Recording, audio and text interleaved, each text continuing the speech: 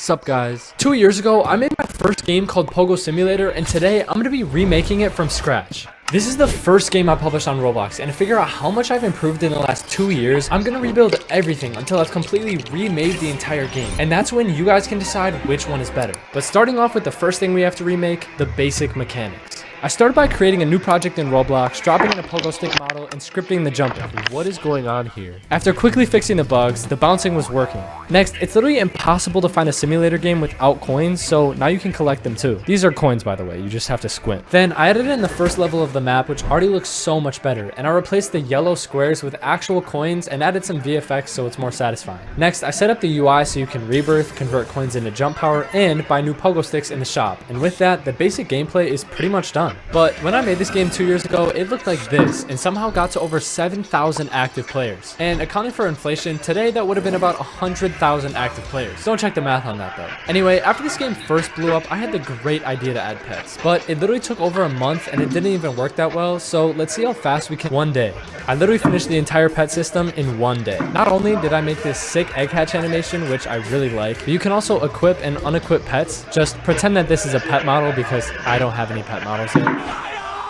But I was able to create the egg hatch animation by cloning the egg into a viewport frame and then using some spring logic to make it look like it was bouncing whenever you click. See how it kind of moves like a spring? After that, I used the VFX pack from the toolbox to tween particles exploding from the egg. But comparing the two systems, I think it's clear which one is better. The old one, nah, I'm just kidding. Anyway, now that we have the pet system done, we can start focusing on the next thing we have to remake, the map. And to build the map, I recruited my good friend Model the Coolest to help, and after about 2 weeks, he finally finished it.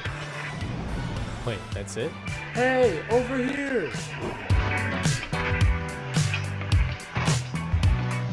After he made the map, he also made a bunch of pogo sticks, and I got them into the shop, and it's looking like I want to grind this game all day. There's also some bangers in there like the plunger pogo, or the bouncy stick, or the gravity coil pogo, which were all named on stream by my viewers.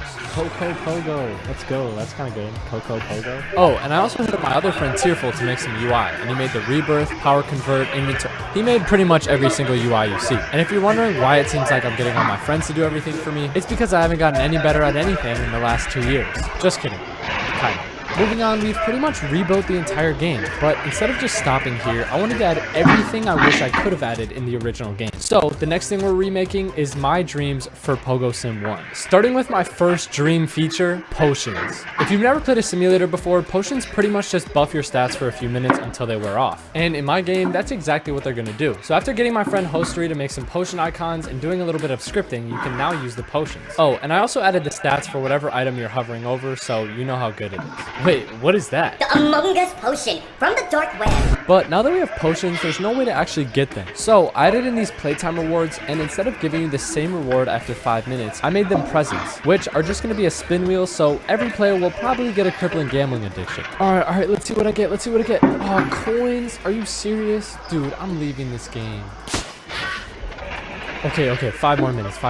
But to make the rewards, I just threw a ton of frames into the scrolling frame, with one being your actual reward. And when you open the present, it just scrolls to the frame that actually has your reward in. Next up, I added quests because who doesn't want to get 1,000,000 coins for jumping into the water 5 times? Or subscribing to the channel, which will also give you 1,000,000 coins. Just kidding. Anyway, now that we have quests in the game, I also added in titles that the player can get from completing quests. And my personal favorite is the Lord of the Rings, which you get after collecting 10,000 rings. Then I also made it so that whenever you enter a new area, it actually unlocks it. And before you unlock a new area, the egg and the teleporters for that area are blacked out and locked.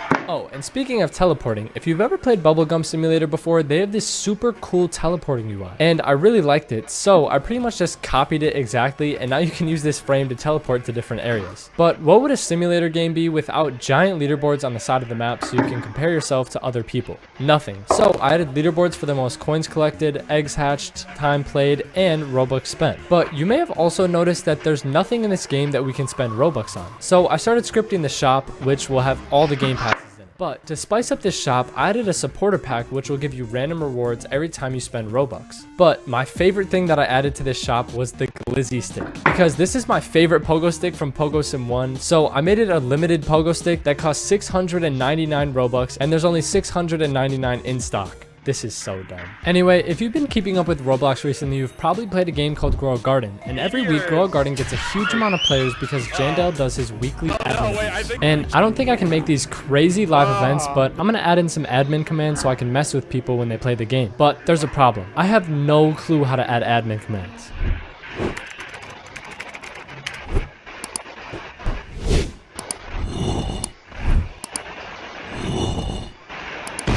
So after doing a bit of research, I found that Grow a Garden uses this free admin command system called CMDR. And after getting my friend to explain to me how to use it, I set up a ton of different admin commands, so now I can admin abuse people in the game and hopefully get 30 million players too. And then finally, I added some other random stuff into the game like codes, which if you use code SUPDOGGY, you'll get a cool reward. I also added settings so you don't have to listen to the same song on repeat for hours, an index so you'll get a reward for every time you complete an egg, and also a group reward so people will join the group. But now that we have all this cool stuff in the game, it's time to focus on the real issues. In Pogo Simulator 1, it was super easy to hack the game because I had no clue how to code and I made it extremely easy for people to cheat. So I spent some time and I added some anti-cheat functions so people won't be able to hack the game. After I did all that, I also started balancing the game, which took forever, and I probably spent over 30 hours playing my own game over and over again so that it wasn't too hard and it wasn't too easy, so that people will like the game. But after a while, I finally got to a point that I like, and I think the game is ready for the next step. We've added all the features I wish I added in the original game and made it way better.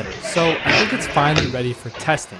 And in order to have the most effective test, I wanted as many people as possible as I could to test out the game. So I started streaming and I messaged everyone in my Discord server to come try and test the game. And this actually might have been a mistake. First off, when I made the game public, I had the server size set at 50. And almost immediately the server filled up and my game started lagging a ton because the game was not meant to handle 50 people. But after my computer stopped lagging, the testing went pretty well. People were saying they loved the game and it didn't seem like there was any game-breaking bugs, besides the fact that sometimes your pets would just stop in the middle of the map. But after stream, I fixed the bugs that people found and the game was pretty much done. But now that we had an almost finished game, I wanted to make a trailer so that people would see it and hopefully go play the game. And instead of making a trailer the easy way and just showing gameplay of me playing with my friends or something, I decided I wanted it to be animated. But I don't know how to animate, and this is literally my best animation.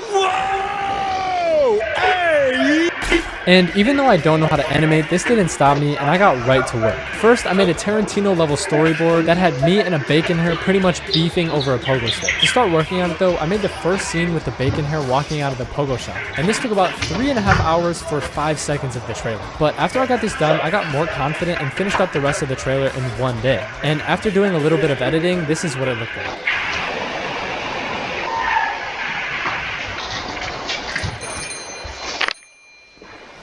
That's all you get. If you want to watch the full thing, it's on my channel. But